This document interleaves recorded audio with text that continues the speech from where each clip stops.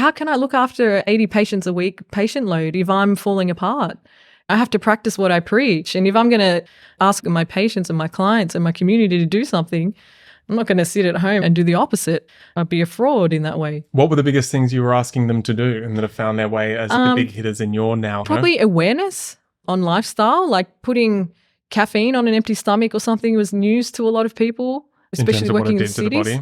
Yeah, what it does to the body, getting up at strange times and being cold and not putting appropriate... Let's talk about the coffee first, because I know it's a big thing that people do in fasted states. And it's something that happens. You can go find evidence for everything everywhere. So I know like the biohacking community have found scientific evidence that it's good to go fasted and then put coffee on an empty stomach. But are you talking about from what it does? Well, I'll let you talk to it. Well, for the people who have it as part of their routine every morning, there's a big coffee culture in Sydney where I grew up. And you get up in the morning, you don't eat breakfast, you jump straight in the car, you drop the kids to school, you get a coffee because that's what kickstarts your adrenals because you're so depleted that you don't have anything else to give you a startup.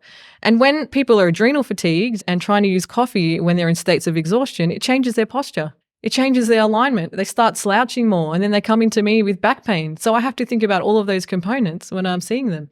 So I get into their shoes. I put myself in their position and things like coffee every single day. Coffee has an application. It is a beautiful thing to use for certain things in the body, but not to have every single day, 2, 3, 4 to keep you going, you know? And then I saw your coffee jitters remedy as well to have, which is excellent because people start asking questions. Oh, I shouldn't have jitters.